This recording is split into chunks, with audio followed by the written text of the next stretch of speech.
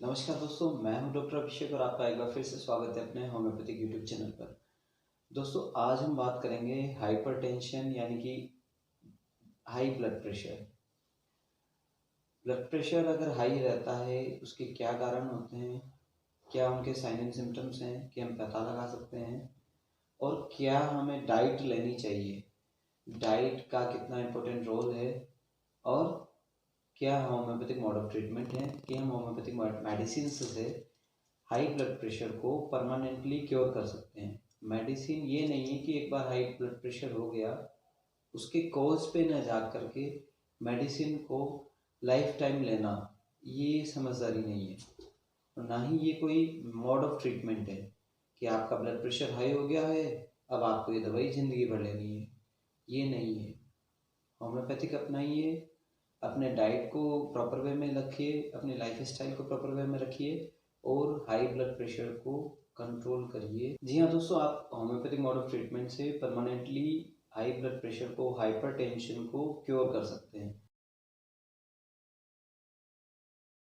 दोस्तों, अगर risk factor की बात करें कि हाइपरटेंशन की वजह से क्या क्या बीमारियां हो जाती हैं, तो हाइपरटेंशन एक प्राइमरी और एक मेन कॉज होता है हार्ट अटैक या हार्ट फेलियर और हार्ट लोड का, यानी कि हार्ट पे अगर लोड बन रहा है तो हाइपरटेंशन ही उसका मेन रीज़न है।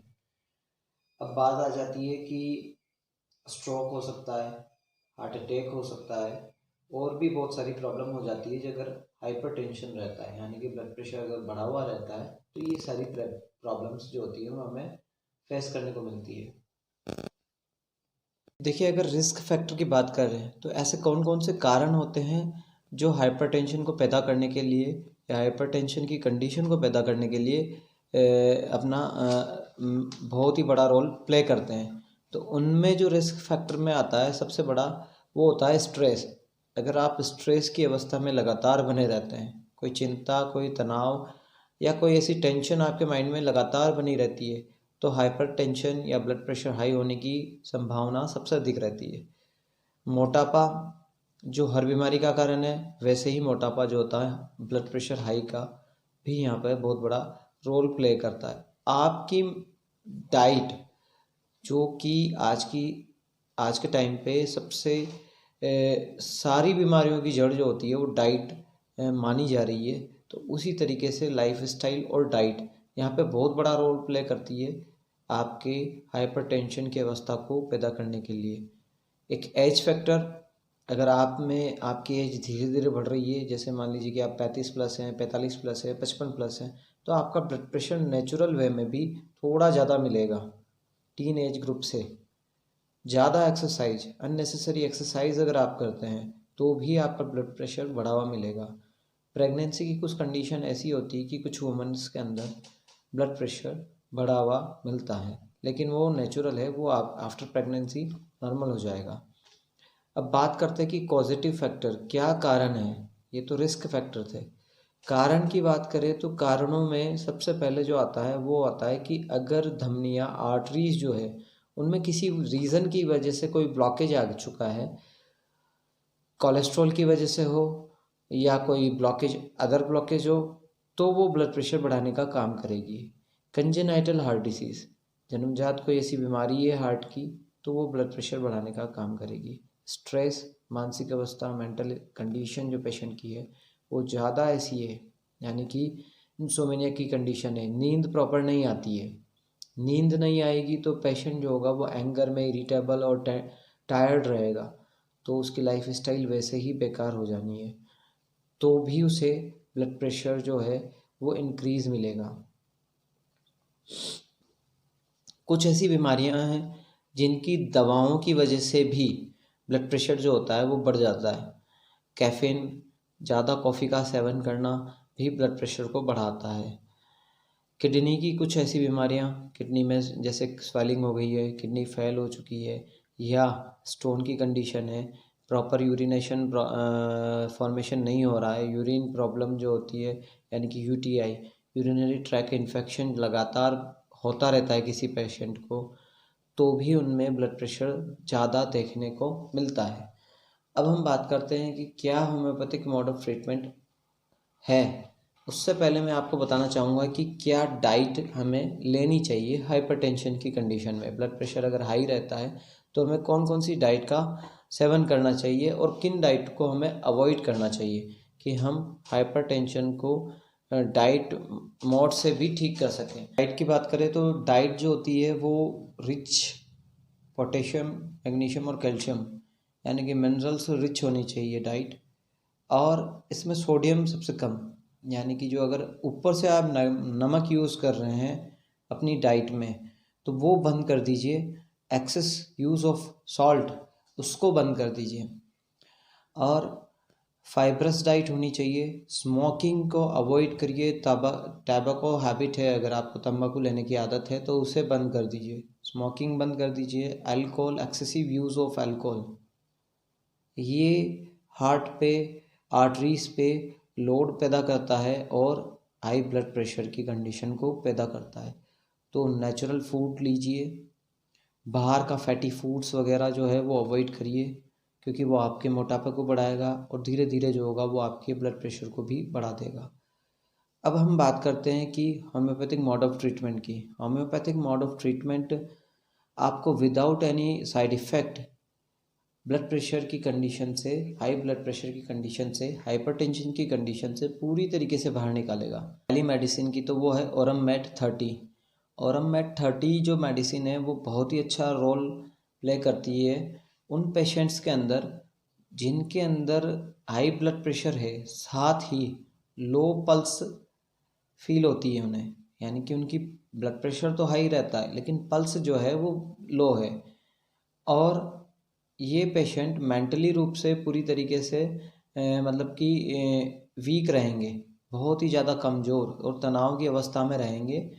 इवन इतना रहेंगे कि उन्हें अपनी ज़िंदगी से कोई लेना देना नहीं है। उन्हें कहते हैं ब्राइटाम्यूर, ब्राइटाम्यूर 3x बायोकेमिक में यूज़ करेंगे इसे। ये ओल्ड एज की कंडीशन में अगर हाइपरटेंशन रहता है, यानी कि जो 65 प्लस या 60 प्लस जो पेशेंट होते हैं और उन्हें अगर हाइपरटेंशन है तो उसमें ब्राइटाम्यूर 3x की कंडीशन में बहुत ही अच्छा काम करती है। 4 गोली दिन में 3 बार चूसें अपने जीभ पर रख के, आपको धीरे धीरे ये हाइपरटेंशन की सारी अवस्थाओं से निजात दिलाएगी। तीसरी मेडिसिन आती है नेट्रम्यूर 30।